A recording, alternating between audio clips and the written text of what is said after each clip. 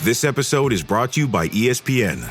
Catch the first WWE Premium Live event on ESPN, WrestlePalooza, live on Saturday, September 20th at 7 p.m. Eastern Time. It's going to be an epic night in Indianapolis, featuring some of the biggest WWE superstars.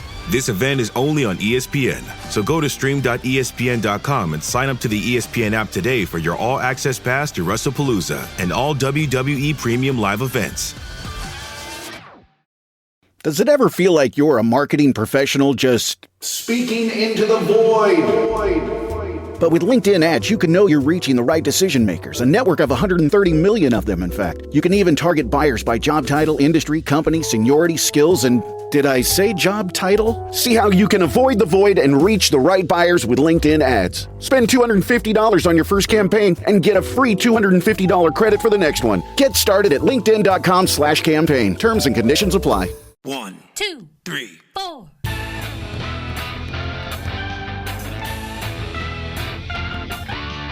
Monster movie. Fun time, go! Monster movie. Fun time, go. Monster Movie. Fun time. Go! Monster movie. Fun time, go. With Precious D and Honey Bee. Fun time, go! Ladies and gentlemen, boys and girls, friends and neighbors, welcome to Monster Movie Fun Time Go. I am one of your hosts, Honey Bee. And I am the other one of your hosts, Precious D. And we are two best friends making our way through the history of kaiju movies. We started in 1933 with King Kong, and today we are in 2019. Crazy, with Ashlad in Search of Golden Castle. This is the second Ashlad movie. It's the sequel. And yeah, I do not have any stats pulled up. However, Precious, if you have those. I didn't have a box office or anything like that available. But the director is Mikkel Brainy Sandmos. And the writer is Alexander Kirkwood Brown. And I can go through the cast here. Alrighty. Oh, folks, this is going to be one of those minimally edited episodes because we're recording it at the last minute. So you might hear some coughs Me in a or some hurry burps. today. We have Vebjorn Enger as Aspen Ashlad, Ellie Harbo as Princess Kristen, Sidse Babbitt Knudsen as Olmen. I think that's the big nose lady. Mads Sogard Peterson as Per, Elias Holman Sorensen as Paul, Thorbjorn Har as Father, Kristen Skolman as Svein, Alexandra Gjerpen as Solfrid. There's a G and a J right next to each other. It's not something you get in English. Gard B. Norwegian Eidsvold things. as King Eric. Petronella Baker as Queen Victoria. Cyron Melville as Morgans. Sigurd Holman Lebdeus as Mikkelsen. Magdalena Sitova as Cecilia, and Giskin Armand as Log Lady. Oh, no, that's the big nose lady. So I don't know who that other person is. Oh. And Thomas Thomas Lemarquis, snuck a Frenchman in there, as the Fosgrim. And those are all the main people. Yes, so, and we have some like voice actors, I guess, like because it's dubbed. Yeah. But you know, I think well, I guess we should ask, Precious, what are your initial thoughts of Ashlad in Search of Golden Castle? Well, it's not really much of a kaiju movie, but we decided since we'd done the first one, we'd go ahead and do this one. And it's nice. It's fun. It's got pleasant people in it. It looks nice. The Norwegian countryside looks very pretty throughout the film. It's an definitely excuse me. It's a nice That cough family free Yeah. free today. Yeah. You get that cough for free today, everyone. You're welcome. It's a good family-friendly fairy tale adventure that you can watch for free all over the place. Yes. So, Yes, I would like to call this movie Julia Gulia because because in The Wedding Singer, you know, when he's like, Julia's name is going to be Julia Gulia because the Right. Golden Palace is Zoria Moria. So oh yes, okay. Sorry, I'm wrong. Yeah, yeah. But yeah, I did think some So- of the voice actors in this one were different than in the first one. Like, especially the witch lady with the big nose. Like, she seemed way more like in the first movie, and then in this one, she was like, "I'm just an old lady that's kind of weird." So I was like, oh, I think there might be some different things going on here. But it was all right. All right, it was all right.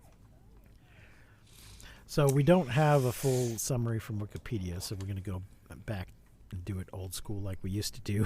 And we'll just try to walk you through the plot ourselves as best we can.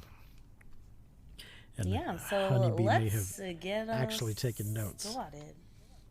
I did take notes. My notes are weird. Sometimes I don't know what my notes mean, so we're just gonna go. So we open this movie with like a narration about this golden palace and the water of life that can heal anything. Lots of people have searched for it, but none have returned. There's a greedy king. No one drinks the water. No one enters. You know, this sort of thing. And then we do get right away that this palace is Zoria Moria, which I just could not. Like, several times throughout this movie, I would write down, oh, they almost made it to Julia Gulia. It was just stuck in my head. But yeah, so we open with this kind of narration just to give us a little, backstory of what's going on. And we get to see right away Ashlad and his brothers from the first movie. So I thought that was cool that they're kind of bringing us right in. I was a little bit confused because at the end of the last movie, I thought Espen, or Ashlad, ran off with the princess. But our first scene, we kind of get like that he's still a poor Ashlad. Yeah. And I was just kind of surprised by that. Were you? No, oh Jesus. Well, they were like, they didn't run off. They kind of went for a walk, I think. Yeah, but they weren't running away together. Well, yeah, but and also no, but her dad, like the king, gave him gold and shit. For Well, they saving gave him her from enough the to- troll. So I was like, why is he still poor?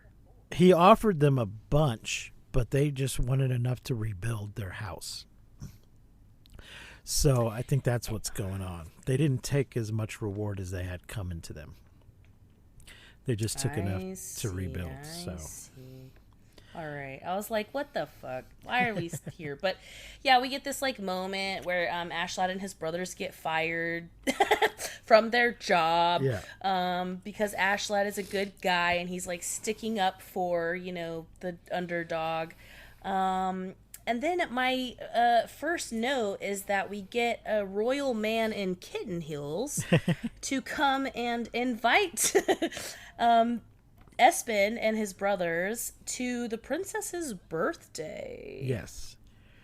So it's been a year since the last movie because she was just about to turn 18 and had to marry this the Mountain King. She had to marry him by her 18th birthday or curses would happen. And they managed to prevent Curses! that. They managed to prevent that the last time, but now she's turning 19. So, Yeah. and they're all the boys are being invited. I guess Dad can go fuck himself, but the brothers are being invited to the birthday party. So Yeah, they get invited to the birthday party. We get a little pep talk from Dad, which is cute. He gives Espen something, but I never saw what the something was. Like, is it a ring? Is it a brooch? Is it I don't know. It was his mother's. He's going to give it to Kristen for her birthday. in the But I never box. saw what it was. yeah, he has a little was tiny box. Oh, it's at the very end he gives it to her. Yeah. It's But what is in it? Like, what's oh, the it was trinket? a necklace that was his mother's. Oh, okay, a necklace. I couldn't Yeah. tell. I was like, is it a brooch? Is it a pendant? I couldn't decide. Yeah. So yeah, and then the like royal man, the royal man in heels is kind of like a shit, but he has like a little comedic relief here where he can't say Ashlad's name right. And we get this through the film a lot. But I like this pep talk that we get with Dad in the beginning because he's like, well, I remember when I met your mother. We also met at a party. It wasn't a royal party, but we did meet at a party. And just go out there, kid, and be yourself, which I thought was funny because in the first movie, no one wanted this guy to be himself. Everyone was like, yourself sucks. Don't be that guy. But in this movie, they're like, yeah, Espen. Like, he's really the hero in this movie. So I thought that was cool. And super cool. So they go to this party. They're all, they're poor. And this party is like full of royal people. So it's awkward. They're being treated like shit. People think they work there, but there is this cutie girl who likes one of the brothers. I love this character. She is so stinking cute. I just, I chef's kiss her. She is so cute. Yeah. Every time she like popped up in the movie, I was like, yay. But he's more interested in the buffet than in the girl. Yeah. Yes, which she appreciates. She's like, finally, someone who cares about the food, and she won't like stop following him, and like she just wants to talk to him, and it's so cute. Yeah. But yeah, we get this guy who's like, walks up, and he's kind of wearing the same sort of outfit, so it's funny. But he walks up and he's like, "Hey, this is to be served to the king and queen." And the guy's like, "Well, I don't fucking work here." He's like, "Yes, you do. Go do it. What are you just standing around for? Like, get to work." And he's like, "Ugh, fine, fuck it. I'll just take it to the king and queen, whatever." And he kind of takes this tray of wine.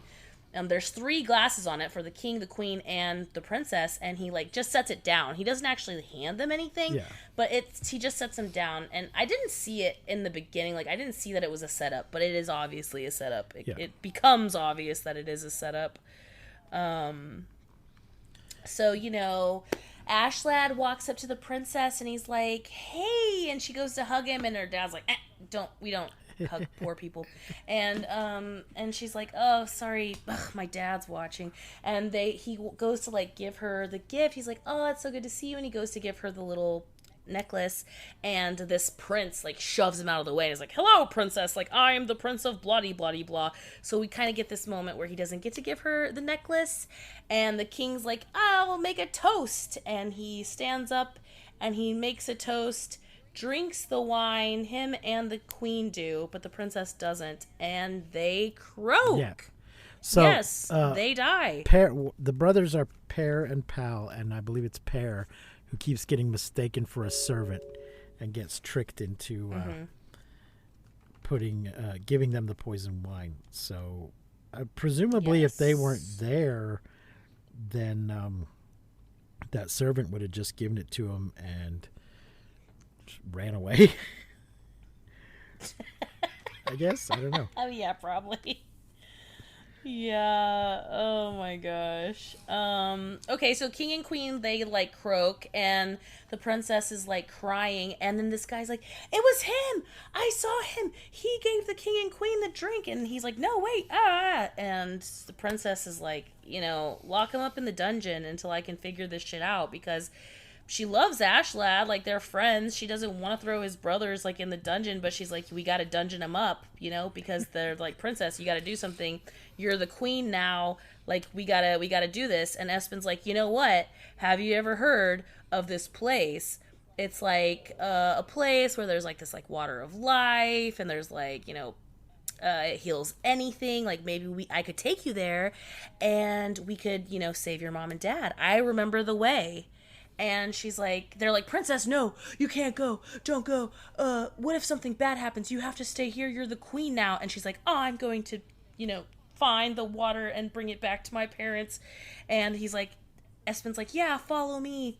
I know the way." And then he goes, "Oh, nope, I was wrong. This isn't the right way." And then they go the other way, and he's like, "I'm only human." And it was really funny. I thought that was really cute. I think the king and queen aren't completely dead, but they're in a coma.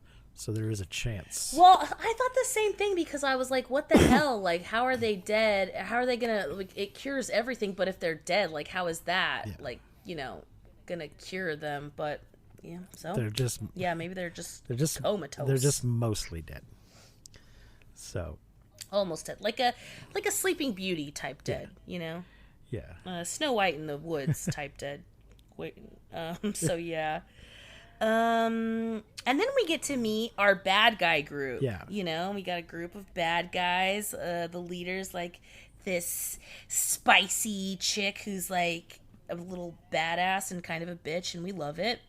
And we kind of get to meet this group, and they kill the little rat that like set up the brothers. Yes. And she gives this whole speech about, do you know what aquavit means? And the kid's like, no. And she says, it's Latin for the water of life, and they kind of cheers and take this shot, and they kill the rat. And so that's kind of our introduction to the bad guys. They're from Denmark. They want to take over Norway. Yes. Which I love that this group of bad guys is very stereotypical in the sense of there's a leader who's smart and everyone respects and is smaller and weaker than everyone actually, but we don't know that because they're smarter than us. And then a bunch of like henchmen that are dumb and silly and you know what I mean? I really liked that kind of dynamic of the bad guys group. It just makes me laugh. So we're walking through the forest with Espen and Princess Kristen, and I instantly was like, oh my gosh, are we getting witchy stump nose? Because it was just like leading up to it, and I'm like, I think we're gonna get witchy stump nose. And this chipmunk comes out of nowhere, and Espen is like, hey, have you seen a crazy old witchy lady with a big nose? And the chipmunk's like, chitter, chitter, chatter, chatter. And he's like, follow the chipmunk. And this chipmunk runs in circles over and over. They're kind of just running in this loop. And this is such a brilliant way to hide a witchy, cabin, I guess. Yeah. Because once I saw that I had passed the stump the first time, I would have quit. Like we're running in a circle. Yeah. So I was like, this is actually a really good kind of code to hide a witchy cabin, because I would have been like, nope, we're just going, time to give up. Time to go home, boys. Your parents are fucked. But it actually worked, and it was really cool. They run in a bunch of circles, and they find the witchy cabin, and we do get old Stump Nose, which I was excited about, and also led me to believe that we were going to get some people from the last movie. So I was thinking, ooh, are we going to get like the hot, like witchy forest nymphs that are actually scary? And then I was wondering if we were going to see the guy from the last one who, you know, was devoured by these women.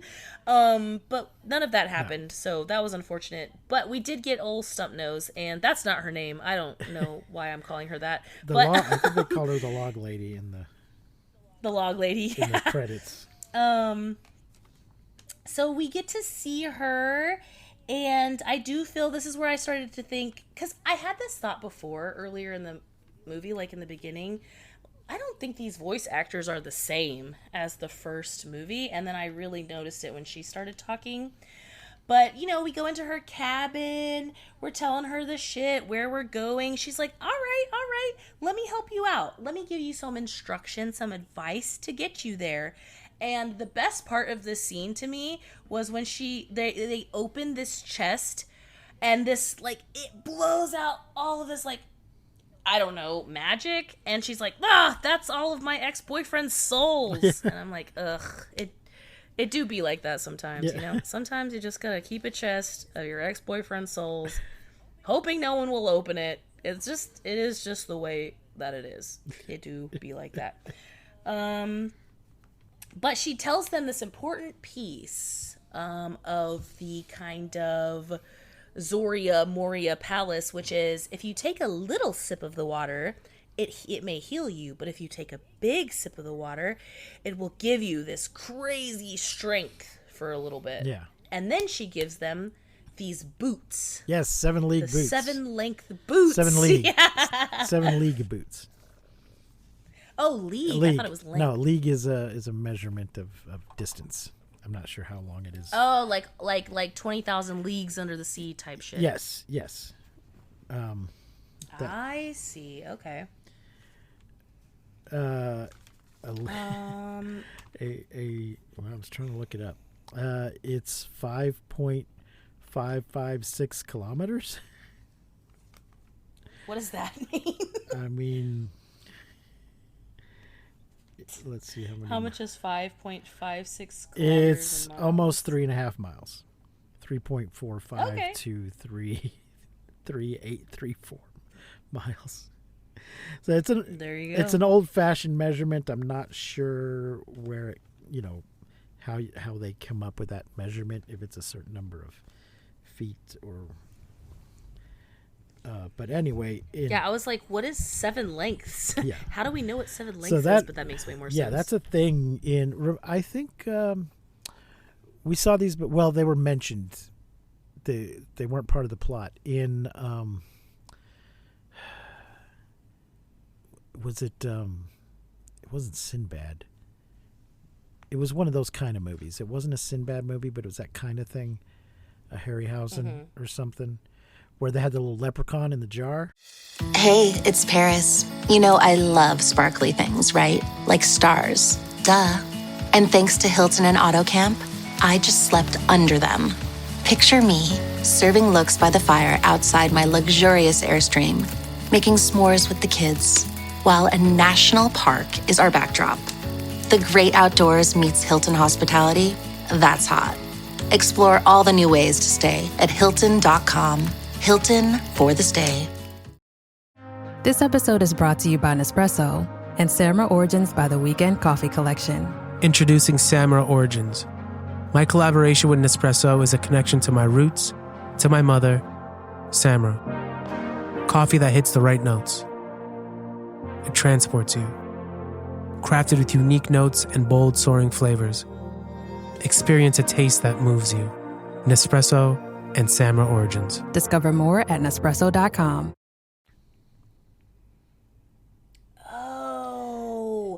Oh, okay, yeah. He had 7-league boots, but he used them. He used them at the very end of the movie to just fuck off, but nobody used them in the movie to solve a problem. But Yeah, which in the beginning, when Espen first puts these on, we're like, well, he's not using these to solve a problem either, Yeah. because he's like, fuck these. Yeah. Yeah, they're difficult to master. But yeah, they're a thing from folklore. They pop up here and there. I think they exist in Dungeons and Dragons as well. So. Oh shit! Okay, all right. Very cool. So while this is happening and we're getting Espen flying through the forest with his 7-league boots, we get a little flashback to his brothers. And his brothers are in the dungeon, locked up because of the whole parents killing thing. And they're having this back and forth about whether Espen will save them, or is he going to be on time, or are they going to die? And it's a very short moment, but we kind of get these flashbacks throughout the movie where we're like in one place and then we go and we visit the brothers in the dungeon. But Espen and Kristen, they're like walking through the forest. They're looking for this old senile man because old Stumpnose told them to. And they kind of get a little stranded by a storm, and they're just kind of... It's funny because Espen's like, I have a plan! And then the next scene is just them sitting in pouring rain. And I'm like, Espen, what was the plan, bud? Like, what happened? But does the old lady, though, didn't she also give him the information about the person that had been to Soria Moria and returned? Only one person had ever been there and returned. So only one. So they were going to go find that guy to have him tell them how to get there. Yes, yeah. And then I don't know what this freaking note means.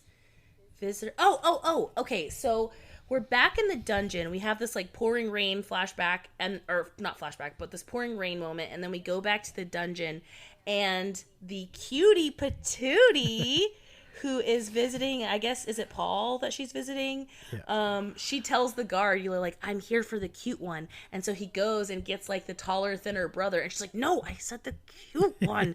And so then he's like, what? And gets the like like adorable chunky brother, and I was like, oh my god, I just love her so much. She's so fucking cute, and she brought this little cutie cake that she made, and I was kind of getting pissed off at the brother. I'm like, dude, quit cock blocking, like get out of here. Because the brother's like, oh, is there special ingredients in the cake? And I'm like, get out of here, what are you doing? He wants to know. I know. Yeah, he wants to know if there's a file in the cake to help them break out. Yeah. Yeah.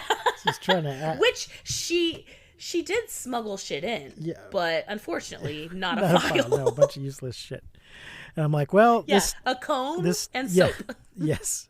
Like, this story is taking place a long time ago, so maybe... Because these days, you know, like, we got to check that cake first to make sure there's not a file in it. But somebody had to be the first person to put a file in a cake. Yes. So I probably It was worked. not her. It probably worked once. It probably worked. It had to have worked at least a few times. It's like how many people have to burn their tongue on a straightener before it says, please do not stick your tongue in this straightener. Right. I'm pretty sure it has to be more than one, but I don't know. It's kind of like a red light. Like there has to be 11 or 12 wrecks at an intersection before they'll put a red light. Okay. I feel like it has to be something like that. Okay. But so she, gives them, I was like, man, why is he cock blocking? And then I was like, oh, she actually really did smuggle some shit in. And I was like, she's such a baddie, but then it was a comb and soap, and I was like, well, I don't know. Are they going to try to... I was like, maybe they could shape the soap with the... And I'm like, no, I really don't think this is... I think this is just useless shit. Yeah. Which honestly just makes her even cuter. Like, you can make it into a key. She's like... Or a fake gun. Yeah. Yes, the key. The key would be the smart thing if you could, like, melt it down, And anyways, whatever. Okay, so we go back to Kristen and Espen, and they're, still in the forest. They're asleep. And when Espen is going to sleep, he gets some, like, moss and puts it in his ears.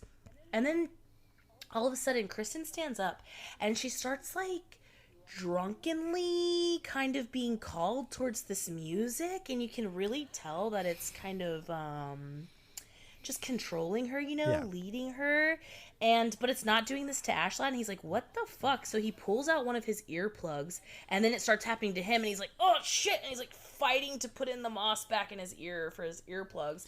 And we see this fiddler dude, which debatably is the coolest part of this movie as far as like any sort of monster shit. Yeah. And honestly, this dude could be really fucking hot if it wasn't for the voice actor.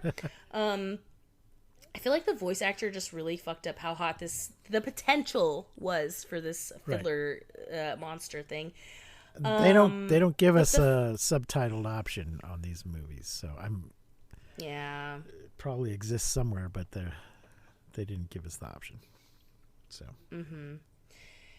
Yeah, so the fiddler dude, he's Ashley gets Kristen, he's like, hey, no, wait, and kind of knocks her out of the trance, and the fiddler's like, hey man, like, what the fuck, I'm the fiddler guy, and everybody, even the gods, cry when I play the fiddle. And Ashlad's like, you play like shit, and I could play better than you.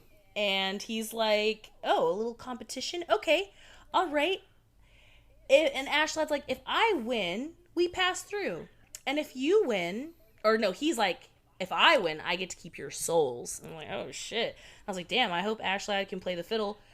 Spoiler, he can't. So the fiddler, he's like, I'll go first, because if you're as good as you say you are, then you should go last. So the fiddler does his little thing, and Kristen's all drunk, like, on the music, and Ashlad's like, that's alright for an amateur.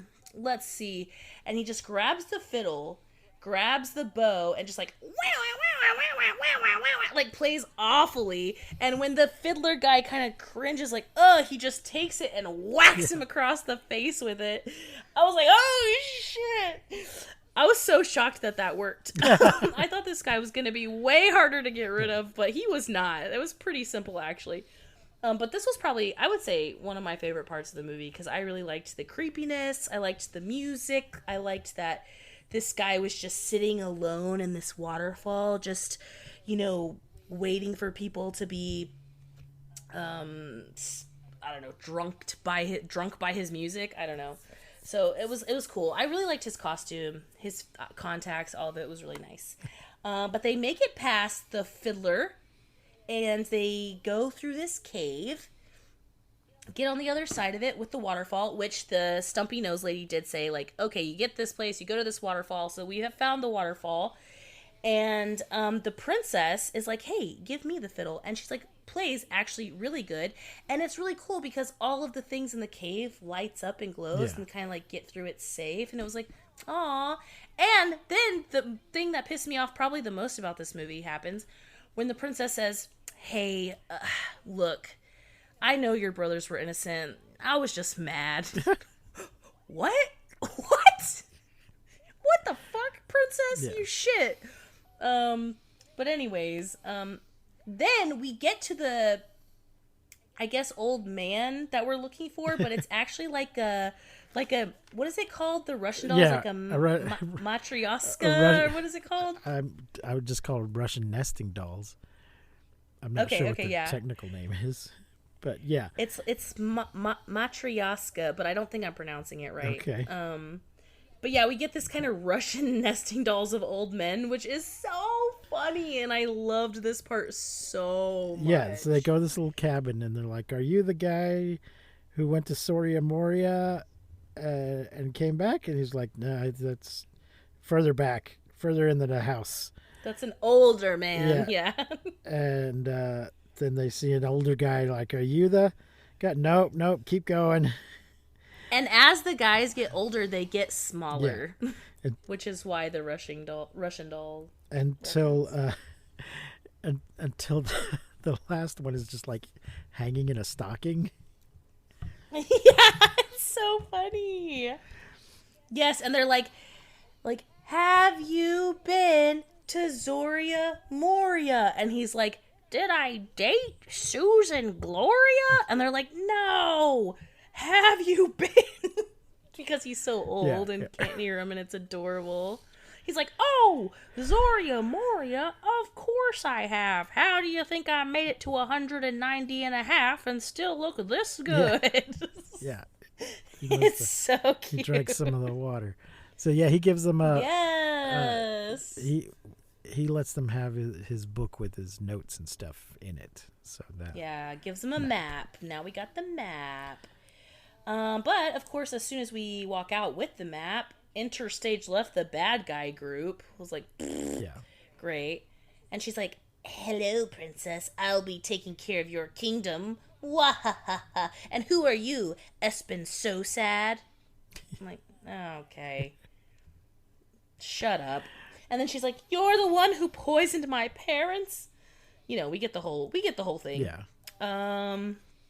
And then we get this part, which I thought was kind of funny, but it's funny because since we're listening to this in English, it doesn't really make sense, right. But it's where the bad guy is talking about how funny the words sound in Norwegian, only we're hearing them in English. So it's like potato, scrambled egg, and they're like, ah, ha, ha, who says potato? Scramble my eggs, bah! And while all of this is happening, Espen hides a knife, which is brilliant. He really came through on this movie. I want to say he really grew up from the last movie when he was such a fuck, and now he is just the hero we all deserve, you know.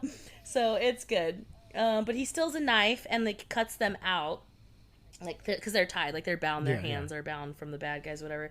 And he cuts them out. And while this is happening, the henchmen are like these are the goofy, stupid henchmen that aren't very smart, but you know, are just doing the evil bitch's bidding.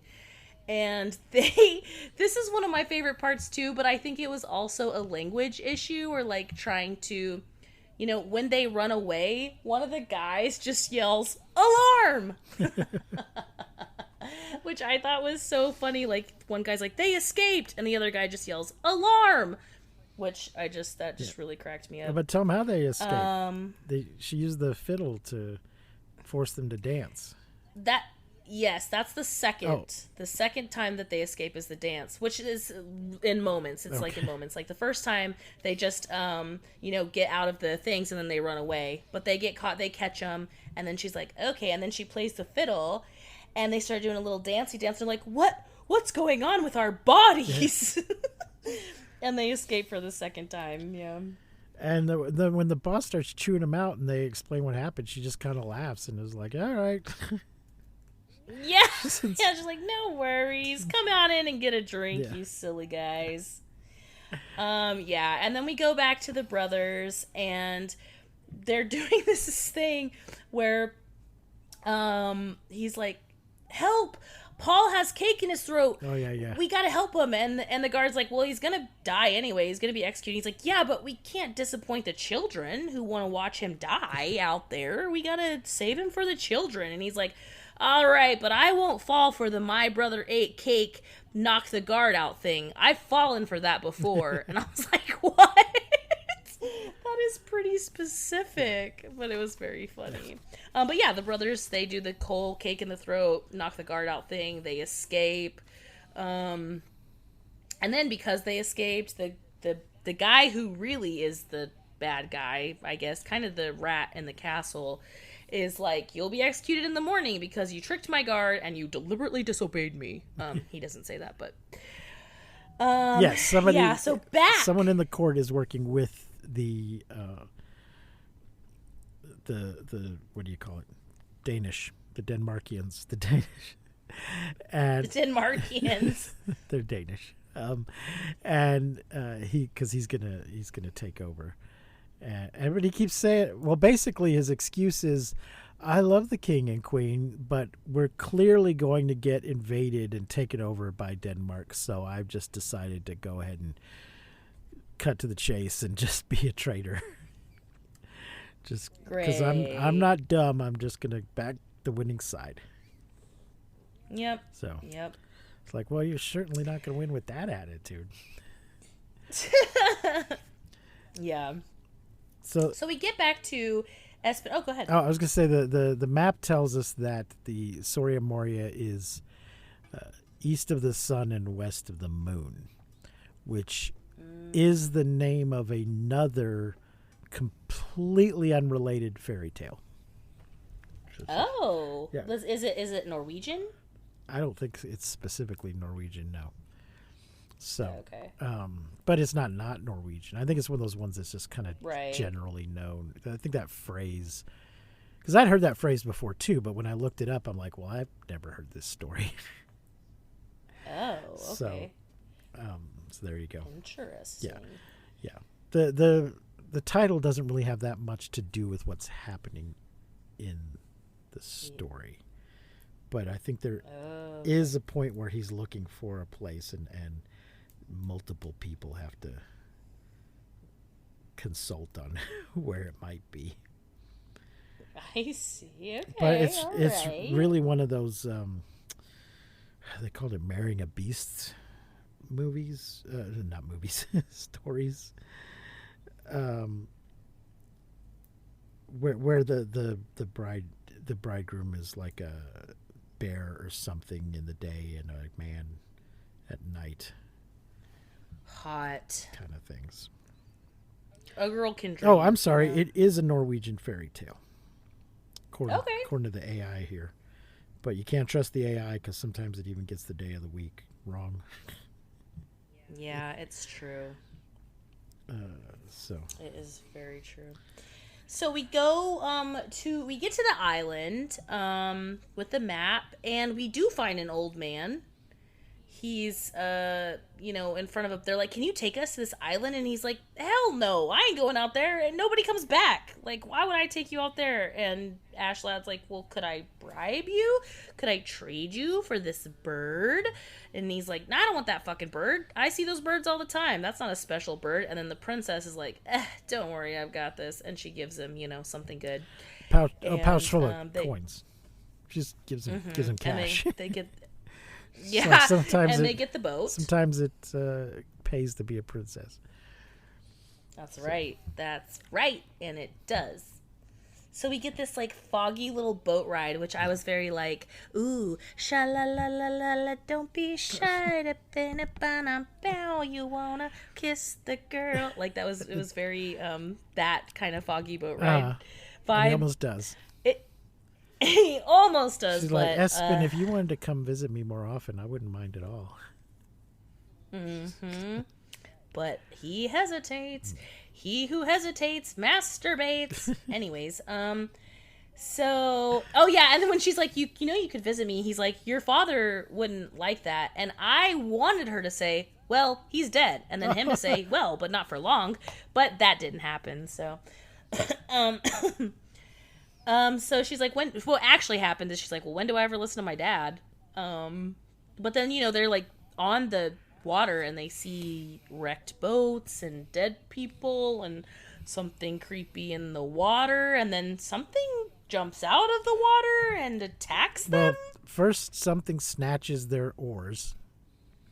Oh, yes. And then something tries to grab them, but they hit it with the lantern and the iron burns it.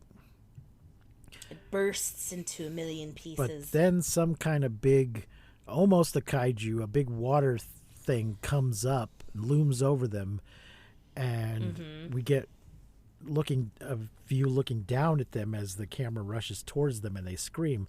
But we never get an explanation. They just wake up later elsewhere, and we never get to see any explanation of what this thing was and what it did to them exactly. Just Espen wakes up on the shore and he doesn't know where Kristen is, but he finds her belt that has her knife and I think a pouch on it.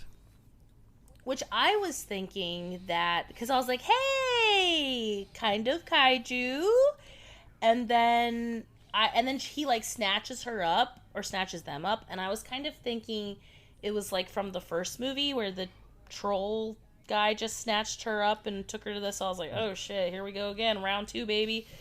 But yeah, we never get any sort of explanation. But in the Ashley just wakes up on in the intro, all waterlogged. In our little cartoon intro, they did indicate that the king had some kind of giant guardian. But we kind of get something in a little bit here, but it not quite as big as what was implied. So I don't know. Yeah, I don't know. Yeah, well, he ends up finding Julia Gulia, and we have this very Goonies moment. A few little like Goonies moments here, I feel like, where, you know, he finds the dead king and takes something out of his hands, and then he's like wandering around, and then that's why I said booby twaps happens, and there's like, he's like getting gassed out, but he figures it out. The bad guys come. Espen and Kristen are reunited. Now the bad guys and Espen and they're fighting. In a big treasure room. Speaking of Goonies. Yes. Big ass treasure room. Yeah, it's very, very Goonies moment here with like the cave and the treasure and the dead king and all of the things. So then the bad guy girl gets something. She drinks, but it's not the water. So I was confused at this part. What is she drinking? She drank. Or eats something. She drank from the water, and it made her strong. Oh, did she? Yeah. Oh, I didn't think it was from the water, because it looked like sand. Like, because there was the water fountain that the troll things, the 3-headed troll, was like guarding. Yeah. And it looked like she grabbed like a bunch of sand or something. It didn't look like water to me. I'm not sure. But, yeah, I don't know. But what was weird is she like drinks it and then she just gets bigger tits. Yes. Or I don't know if she got bigger or she wanted to show us. She seemed to think they were because of the power. She seemed to think they had gotten bigger. Yeah. But I didn't see any actual special effect happening. She just kind of pushed them out and opened her shirt. Yes. Opened her shirt a little bit. It just gave her better posture is all, which gave the illusion of larger breasts. That's all. Yeah, and then we get the 3-headed troll, which is kind of the second most kaiju-y thing in this movie that has happened. It is the last 15 minutes, but we still got one. Turns out sleeping under a bunch of the gold coins is a troll because it's Norway. There has to be a troll at some point, and this is one of those 3-headed ones. And it's blind. Yes. It does not have any eyeballs. Yes. Except we find out that it has one eyeball. Yeah, but they're the garter, like the guard of the water, the guard of the treasure. But it turns out that Ashsack actually has the eye. Yeah, he took it from the king. That's what he grabbed from the king. Yeah. It was like, so they trade the eyeball for some water. But the which was troll pretty smart. beats up the bad guys first, though, doesn't it? Well, two of them hide in a big Yeah. chest. Two of them just dive into a chest and hide. And I think it beats up the other ones. So Yeah, and the trolls are like, "Oh, we're so hungry. Let's fill our bellies. Let's eat them." And they're like, "Wait, hey, and the princess is like, hello, excuse me. My parents are kind of dead, and I just need some of this water to take to them." And they're like, "Bleh." And they're like, "We'll give you your eye." And they're like, "Okay." So it's nice. now It's a nice little trade. go before I change my mind. And then we see the brothers, Paul and Per, are about to be executed. Oh yeah, they've been And then threatening. finally- Well, they're going to be punished. It might kill them. They could survive. They've been threatened all along that they're going to be put into a barrel of nails, which mean, and this apparently is a thing that was done. Oh shit! Oh my gosh! It's barrels with nails driven into it. It's not just a barrel full of nails. The nails are driven into the barrel from the outside inward. So if anybody's in there rolling around, they're going to get a bunch of punctures. Presumably enough to kill them or at least hurt them quite badly. Because then they'll then roll the barrel down something and torture them that way. So, yeah, they've got them. Oh, but before all of that, at some point the bad guy confessed to them what was going on. Well, I guess we talked about that a little bit. He straight up tells the brothers why he's doing what he's doing. And then he's there for this execution, this punishment. And Espen has put on the 7 League boots to get there in time to save them, and he's got the princess on his back. So we see them. Yay! We see them leaping. Oh, I looked it up a little more, and it said a league is one reason we don't use it anymore is it was very inconsistent for how long a league is. It was originally a Gaelic measurement that the Roman legions took up, but they speculated, I guess this isn't known for sure, but they speculated that a league was roughly how long a person could walk in an hour, which of course is going to vary greatly from person to person, which might be why it's so inconsistent. So it was like anywhere from 1.5 miles to 4.5 miles. So interesting. But yeah, they come bouncing all over the countryside. At one point, they Oh my gosh, it's land so in funny. they land in a lake, and it's just quiet for a moment, and then they come bouncing out of the lake. And they almost crush Stumpy. Yes. And then get Who's her got- nose stuck. I thought it was already stuck. No, it was stuck because they knock her over. Oh, okay. They knock her over, and then she gets stuck in Yeah. another stump. And I was like, well, damn it. And they land, and Espen's like, "Stop!" And somehow he knows. Oh, did they find this out from the other bad guys? He's like that. He was the one that's really responsible. Yeah. So I guess the other bad guys told them. I don't remember. Yeah. Whenever they're doing the whole sausage, scrambled eggs, potato bit, Yeah. she's like, well, yes. When she's like, you're the one who poisoned my parents. She's like, yes, I did, princess, but someone that you know very well helped me. Right. So yeah, we kind of get that little moment. But the guy in charge just says, "You're full of shit. Put him in a barrel too." Which, Arrest him. fortunately for them, they have a spare barrel laying around. Oh Jesus! Can you hear that? Yes. My phone's going off. Uh-oh, did you get an Amber Alert or something? If that's what it is, let's read it out. Oh, I didn't get one, so I don't think so. All right, sorry about that, folks. I'm back. I now have a work phone, and I had silenced my phone, but not the work phone. And a child abduction alert was coming through from San Antonio. Oh shit! Yeah, I didn't get it. Unfortunate. Well, you probably will in a moment, so you might want to turn your phone down. Yeah. So, It's on D&D. but no editing. Plowing forward. No editing. So yeah, they're about to. But the princess is about not. to roll them all The down princess the hill. isn't there with Espen as he's doing this because she's gone around the back way apparently, and healed her parents because they come running out just as they're about to roll all 3 barrels down a ramp. The king comes out and is like, "Stop! Let them go! Don't." Yes, and he punches the snaky dude. Yeah. I was like, "Okay, Mr. King, what's up?" Yeah. And he's like, "Now Espen can give the princess. Now princess, you can hug Espen. You can hug the poor guy now since he saved our lives. Fine." Yeah. And he gives her the birthday present. Yeah. And she's like, "I want to stay with Espen, and if you don't let me, then I don't want to be a princess anymore, and you can just do this by yourself." And he's like, No, you're right. Yeah. He saved us. And then they like kiss, and he's like, "Oh God, it's just puppy love, right? They're not gonna be together forever. They're not gonna last, right? Anybody, are they gonna last?" He's like, really And the servant is like, weird about this. I think it's true love. It'll last forever. He's like, "Oh, shut up." Yeah. Shut up, Glenn. Or whatever his name was. Yeah. Whatever, Gary. Oh, and then and then we also get the little cutie and the brother. Yes. So it's like, okay, all right. She lays one on him and everybody claps. And Yay. The end. Until we get a cut scene but with the 2 losers. Oh wait, go ahead. do we see her go back to the? Oh, there is a scene with them walking through the woods again at the end. Espen and the princess. And Espen has this habit of just finding random shit and picking it up. And so the princess picks up a hairbrush and he's like, "Well, no, you got to have some kind of standards. That's too shitty." Just tells her trash really is trash. But then he kind of says, "But it's pretty good." And they walk off. So we start the credits and we get a cutscene with the 2 guys in the chest.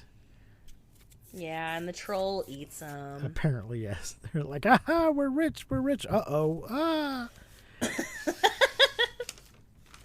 And that is Ashlad in Search of Golden Castle. Unless you have anything else to add, my precious. No, that's about it.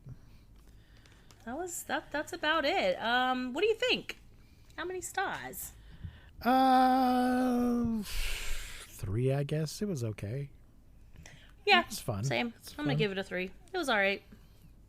I didn't love it. I thought the first one was better. Yeah, probably. So yeah, 3 stars for me too. Yeah.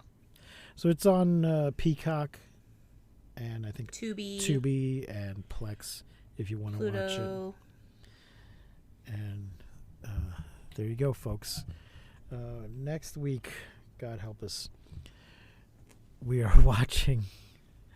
No, don't even say it. Giantess Attack versus Mecha Fembot. Which is also streaming on multiple things, I think. It's definitely on Tubi. That's where I watched it. So, there you go, folks. I don't recommend it, but we're going to watch it, so. We're going to watch it so you don't have to. Yeah, but that will do it for today. Yep. Thanks for listening, everybody. If you like what we're doing, please like and subscribe and rate and review. And consider following us on Patreon. Until next time, I have been Precious D. And I have been Honey Bee.